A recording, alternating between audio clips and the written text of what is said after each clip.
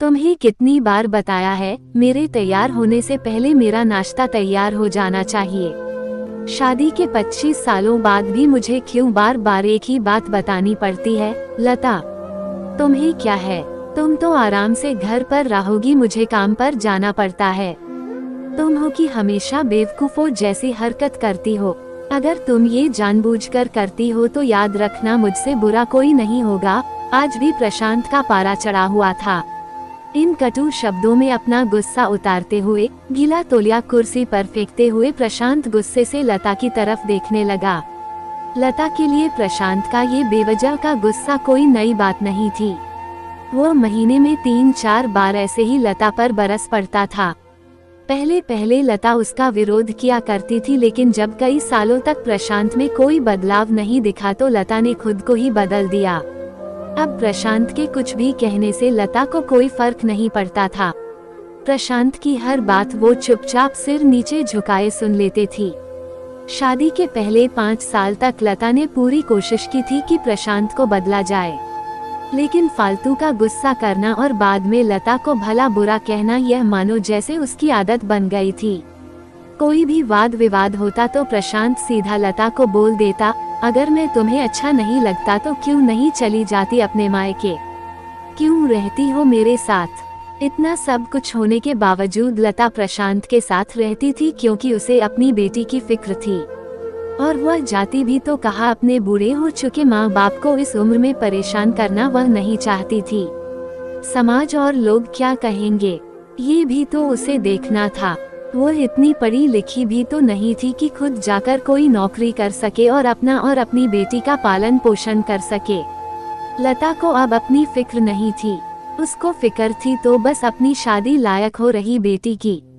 लता नहीं चाहती थी कि पति पत्नी के झगड़े की वजह से काव्या डिस्टर्ब हो। काव्या की पढ़ाई पूरी हो चुकी थी, उसके लिए अब शादी के रिश्ते आने लगे थे। कई रिश्तों को काव्या ठुकरा चुकी थी। 2-3 महीने बाद एक अच्छा रिश्ता आया। रिश्तेदारों और पहचान के लोगों ने भी लड़के के बहुत गुणगान किए थे। प्रशांत एक शाम अपनी बेटी के पास बैठकर उसे बताने लगा, काव्या बहुत अच्छा लड़का है, पढ़ा लिखा है, बड़ा घर है, बहुत अच्छी नौकरी है। ऐसे रिश्ते बार बार नहीं आते बेटा, इस बार मना मत करना। काव्या अपने पिता से ज्यादा बात नहीं करती थी, शायद डरती थी या शायद नफरत करती थी, लेकिन आज वो अपनी पूरी हिम्मत इकट्ठा कर बोली, मुझे अभी शादी नहीं करना है पापा, मैं नौकरी करना चाहती हूँ, खुद अपने पैरों पर खड़ी होना चाहती हूँ। हाँ तो उसमें क्या बड़ी बात है, मैंने लड़के से बात की है, वो तुम्हें किसी बात के लिए नहीं रोकेगा। तुम शादी के बाद भी नौकरी कर सकती हो, वो तुम्हें नौकरी के लिए परमिशन दे देगा। प्रशांत बोला, मेरा नौकरी करना या ना करना उसकी परमिशन पर क्यों डिपेंड रहेगा पापा? काव्या ने पूछा, मैं कह रहा हूँ ना, तुम्हें किसी भी चीज की कमी नहीं होगी वहाँ। ऐसे रिश्ते बार बार नहीं आते, इसे ठुकरा मत, बहुत खुश रहोगी तुम वहाँ। प्रशांत बोला, पापा क्या मैं उतनी ही खुश रहूंगी जितनी मम्मी इस घर में खुश है? काव्या ने तंज कसते हुए कहा, आज तुम्हारी जबान कुछ ज्यादा नहीं चल रही।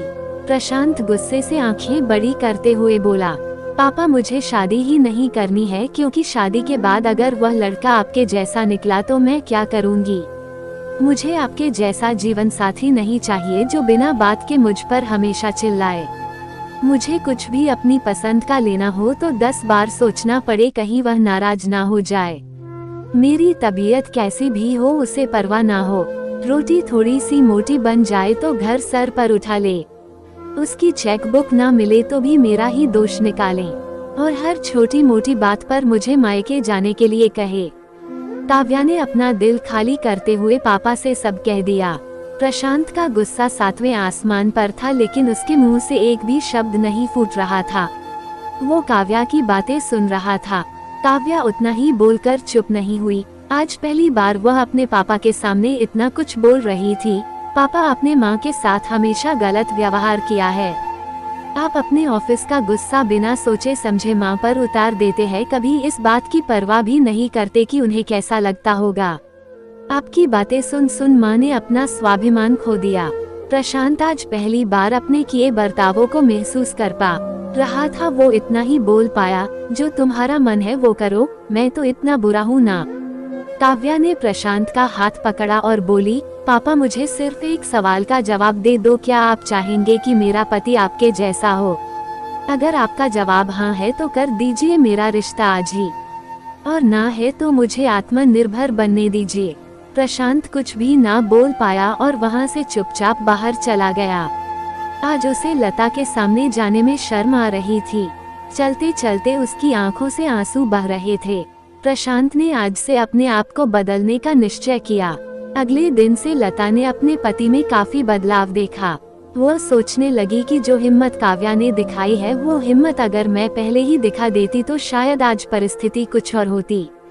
अब काव्या पढ़ लिख कर अच्छी नौकरी करने लगी थी और 3 साल बाद उसके लिए एक अच्छा रिश्ता आया और उसकी विदाई पर प्रशांत बोला, बेटा तू हमेशा खुश रहेगी क्योंकि तेरा पति तेरे बाप जैसा नहीं है।